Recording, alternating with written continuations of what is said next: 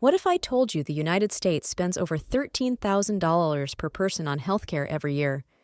And what if I revealed that, through your taxes, you're already paying a larger share of that than what citizens in most countries with free healthcare pay in total? This isn't just a statistic. It's a profound economic and social challenge. It's true. Public spending on healthcare in the U.S. amounts to more per person than the entire healthcare budgets of nations like Canada or the UK. For comparison, Canada spends about 6,319 times per person, and the UK spends around 5,493. This significant public outlay occurs before you pay a single dollar for your own insurance premiums, deductibles, or co-pays. So let's be clear, you're already contributing to a universal system, yet you're not receiving the benefits of one. This paradox highlights a fundamental inefficiency in the American healthcare model. It's a system that demands substantial public investment without delivering universal access or cost control. Everyone acknowledges American healthcare is outrageously expensive. This crisis leaves families one diagnosis away from financial ruin. Millions are forced to choose between their health and their economic stability. However, the common explanations for these exorbitant costs are largely misconceptions. These narratives are convenient stories that divert attention from the real, deeply entrenched problems. The truth is, the system isn't merely broken. It operates precisely as designed, to generate profit from complexity and confusion. The primary reasons your healthcare costs a fortune aren't solely greedy drug companies or frivolous lawsuits, though these factors play a role. The real drivers are often hidden in plain sight, obscured by misinformation. Today, we will systematically expose three major myths. These pervasive beliefs contribute to the unsustainable financial burden on individuals and the nation. Understanding these myths is the first step toward meaningful reform. Let's address the most pervasive myth first, the notion that having health insurance automatically guarantees lower costs. We are conditioned to view our insurance card as a golden ticket to affordable care. The reality, however, is often far more counterintuitive and complex. Your insurance plan can be less of a protective shield and more of a labyrinth. This labyrinth is often designed to direct you toward options that primarily benefit the insurer.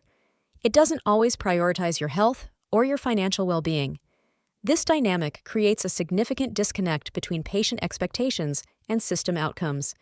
It's a critical point for patients, healthcare professionals, and policymakers to understand. Here's a peculiar, almost paradoxical truth that is becoming increasingly evident. For many common medical services, paying with cash can actually be cheaper than using your insurance. Studies consistently show that for routine procedures, such as lab work, MRIs, and even certain surgeries, hospitals frequently set their cash prices lower than the rates they negotiate with insurance companies. This phenomenon challenges conventional wisdom about insurance benefits. How is this possible? Don't insurance companies possess immense bargaining power? While they do, their objectives often diverge from yours. Firstly, there's the substantial cost of administrative complexity. The moment insurance is involved, an entire chain of bureaucratic processes is triggered. This includes intricate billing, complex coding, claims processing, and endless back-and-forth communications. This administrative bloat is a significant contributor to our system's high costs. The U.S. spends over $1,000 per person annually on healthcare paperwork alone. This is approximately 5 times more than other wealthy nations. When you pay cash, you bypass this entire bureaucratic layer. The provider receives immediate payment, and these savings are often passed directly to the patient. Furthermore, insurance companies have limited incentive to negotiate rock-bottom prices. Consider their business model. They operate as middlemen, taking a percentage of the total cost. If healthcare costs decrease significantly, so does their revenue. Their profitability often thrives on high prices and systemic complexity, not on securing the lowest possible price for you. They establish narrow networks to channel patients to specific providers. While this can streamline some processes, it often leads to extended wait times and restricted access to top specialists. This limits patient choice and can compromise timely care. It's a trade-off that often benefits the insurer more than the insured. Moreover, the structure of many insurance plans includes high deductibles, co-pays, and co-insurance. These elements shift a substantial portion of the financial burden directly onto the patient. Even with insurance, individuals can face thousands of dollars in out-of-pocket expenses before their coverage fully kicks in. This creates a significant barrier to accessing necessary care. For patients, this means that even good insurance might not protect them from substantial bills. For healthcare professionals, it means navigating complex billing systems and often having difficult financial conversations with patients. For policymakers, it highlights the need to reevaluate insurance market structures and incentives.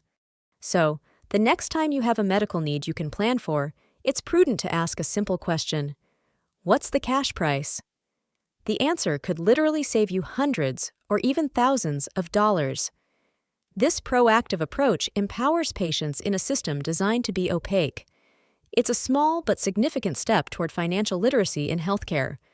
The second pervasive myth is that a hospital bill resembles a price tag in a retail store, fixed, transparent, and directly reflective of the actual cost of the service. This notion is, unfortunately, a complete fantasy in the American healthcare landscape. Hospital pricing in the U.S. is a veritable black box.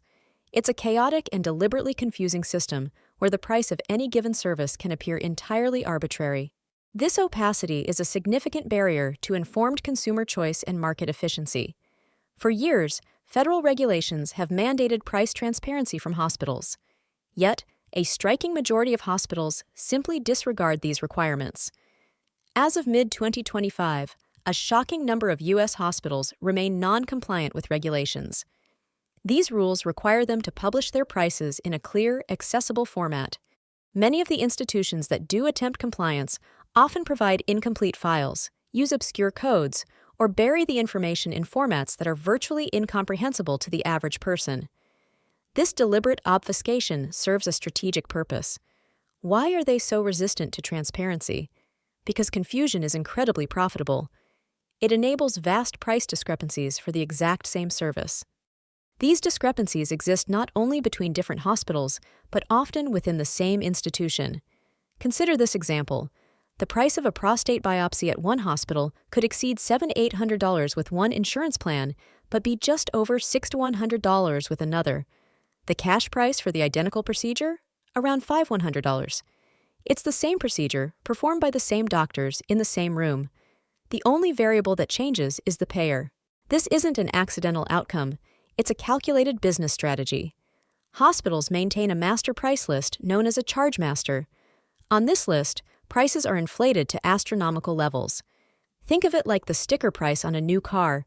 No one is actually expected to pay it. From this inflated baseline, each insurance company negotiates its own secret discount. The result is that there is no single definitive price for anything. The amount you ultimately pay is determined by your specific insurer's negotiating power and contractual agreements. As we've seen, this dynamic doesn't always work in the patient's favor. This total lack of transparency leaves you, the patient, utterly powerless. You are frequently asked to consent to medical services with absolutely no prior knowledge of the potential cost. You wouldn't hire a plumber without obtaining an estimate, yet we routinely agree to procedures that can cost tens of thousands of dollars without any clear understanding of the final bill. The system is intentionally designed to prevent you from acting as a smart consumer. If patients could easily compare prices, the entire house of cards built on inflated charges and secret negotiations would collapse. This lack of transparency also contributes to the problem of surprise billing or balance billing. Patients might receive care from an out-of-network provider at an in-network facility, leading to unexpected and often exorbitant charges. While some legislation has aimed to curb this, the underlying opacity of pricing remains a significant challenge. For healthcare professionals, this means navigating patient frustration and financial distress. For policymakers, it underscores the urgent need for robust enforcement of price transparency laws and, potentially, a reevaluation of how hospital services are priced and reimbursed. Students learning about healthcare finance must grasp this fundamental market failure. This third myth is more nuanced because it sounds intuitively correct. The premise is that if we expand health insurance coverage to encompass every citizen, our nation's total healthcare costs will inevitably decrease. The logic often presented is that uninsured individuals delay necessary care, ultimately ending up in expensive emergency rooms for preventable conditions. The argument suggests that the rest of society then bears the financial burden of this deferred care. Therefore, if we provide these individuals with insurance, they will access preventive care, leading to overall savings for the system. While expanding insurance coverage is undeniably the morally and socially responsible action to improve public health and provide financial security, the idea that it will automatically shrink our nation's total healthcare bill is, unfortunately, a misconception. Here's the critical distinction. When people gain health insurance, they tend to utilize more healthcare services. This outcome is entirely logical and, in many respects, desirable. Individuals who previously postponed doctor's visits, screenings, and necessary procedures due to financial barriers can now finally access the care they need. This increased utilization is a direct benefit to public health. Studies examining the impact of Medicaid expansion, for instance, consistently demonstrate that it leads to a significant increase in doctor visits and a higher rate of diagnoses for chronic conditions like diabetes. This is a profoundly positive development for those individuals. They are becoming healthier and managing their conditions more effectively. However, from a purely financial perspective, more services being utilized translates directly into higher overall spending. The primary objective of expanding insurance coverage is to enhance population health outcomes and protect families from catastrophic medical debt. It is not, fundamentally, a strategy designed to reduce the country's total healthcare expenditure. While increased access to primary and preventive care can indeed reduce some expensive emergency room visits, these specific savings are often more than offset by the overall increase in people receiving necessary care across the system. The core problem driving America's exorbitant healthcare costs isn't primarily the number of people covered or the volume of services utilized. Instead, it's the absurdly high prices charged for virtually every component within the system. Prices, not merely the frequency of doctor visits, are the predominant reason the U.S. spends significantly more on healthcare than any other developed nation. Simply providing more people with a ticket to the world's most expensive healthcare system does not inherently make that system any less expensive. It merely expands the pool of individuals who can access and contribute to its high costs. Other significant drivers of high costs include administrative waste. As discussed, the sheer volume of paperwork, billing complexities, and fragmented systems adds enormous overhead. Lack of price negotiation. Unlike many other countries, the U.S. government does not directly negotiate drug prices for programs like Medicare, leading to some of the highest pharmaceutical costs globally. Profit motives. The strong profit orientation of many healthcare sectors, pharmaceutical companies, medical device manufacturers, and even some hospital systems drives up prices. Defensive medicine. The practice of ordering excessive tests and procedures to avoid potential malpractice lawsuits also contributes to unnecessary spending. Medical device costs. The prices for medical devices, from pacemakers to surgical tools, are often significantly higher in the U.S. compared to other countries. For policymakers, this means that while universal coverage is a vital goal, it must be coupled with aggressive strategies to control prices and reduce administrative waste. For healthcare professionals, it means understanding that increased access, while beneficial for patients, doesn't solve the systemic cost problem. For students, it's crucial to differentiate between access to care and the underlying economic inefficiencies of the system. So, let's synthesize these insights. Your health insurance isn't always a protective shield. It can sometimes lead to higher out-of-pocket costs. Hospital prices are a chaotic, opaque mess, often designed to maximize profit rather than reflect true value. And while achieving universal coverage is an essential societal goal, it does not inherently fix the insane prices that are the root cause of our healthcare spending crisis. The American healthcare system often thrives on patient confusion because a confused patient is a profitable one. The relentless price hikes, the pervasive administrative waste, and the profound lack of genuine transparency. These are the true systemic diseases plaguing our nation's health. We are frequently misled into debating symptoms, such as copay amounts, while the fundamental underlying problems continue to worsen unchecked. The crucial first step toward effectively addressing any problem is to accurately identify its true nature. This isn't merely about obtaining an insurance card. It's about systematically dismantling the pervasive myths that protect a system.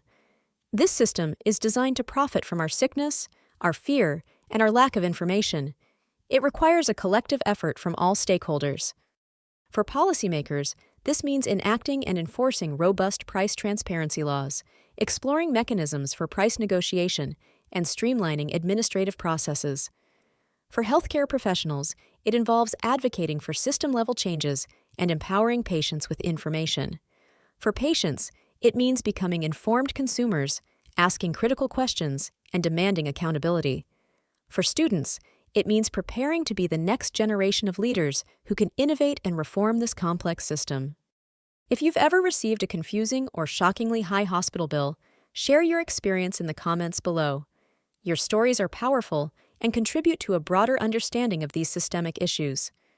Let's collectively shed light on the true costs and work towards a more equitable and affordable healthcare future for all.